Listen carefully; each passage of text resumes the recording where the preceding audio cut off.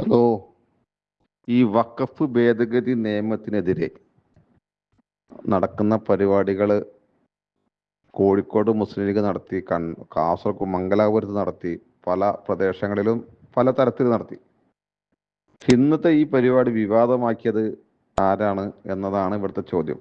വഖഫ് ഭേദഗതി ബില്ല് പാർലമെന്റിൽ പാസ്സാക്കി, ഇരുസഭകളിൽ പാസ്സാക്കി. ഇപ്പോൾ സുപ്രീം കോടതി തൽക്കാലം സ്റ്റേ ചെയ്തിട്ടുണ്ട്.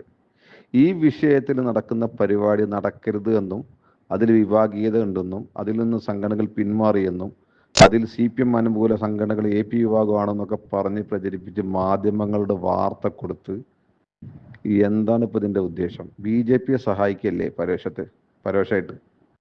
മംഗലാപുരത്തും അവിടെയും ഇവിടെയൊക്കെ നടന്ന പരിപാടിയിലൊന്നും ഇല്ലാത്തൊരു ചർച്ച ഇതിൽ കൊണ്ടുവന്നതാരാ? എന്താണ് ഇവർ ഉദ്ദേശിക്കുന്നത്? ഈ മീഡിയകൾക്ക് ഈ വാർത്ത കൊടുത്തത് ആരാണ്?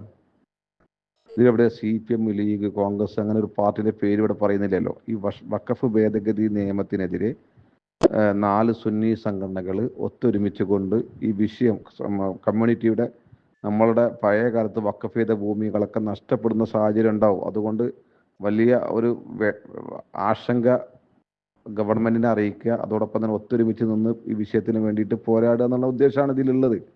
പക്ഷെ ഇത് ലീഗിനെതിരാണ്, അല്ലെങ്കിൽ ഇവിടുത്തെ ഏതോ പാർട്ടിൻ്റെ അനുകൂല എന്താ പറയുക, അങ്ങനെയൊക്കെ പ്രചരിപ്പിക്കുന്നതിൽ എന്ത് അടിസ്ഥാനമുള്ളത്? സത്യത്തിൽ ഇവർ ഇതുകൊണ്ട് എന്താ ഉദ്ദേശിക്കുന്നത്?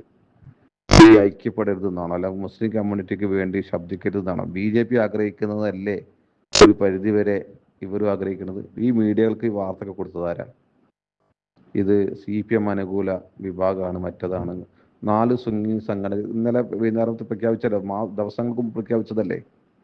അപ്പോൾ എന്തോ ഒരു കഷ്ടമാണ്. ഇങ്ങനെ ഭയങ്കര മോശമാണ് ഇത്തരം വാർത്തകൾ വരുന്നതും ഇത് ഇങ്ങനെ വാർത്തകൾ കൊടുക്കുന്നവരും ഒക്കെ ഈ സമുദായത്തിനെ എന്താ പറയുക, ഒറ്റ കൊടുക്കുന്നവരായിട്ടാണ് എനിക്ക് തോന്നുന്നത്.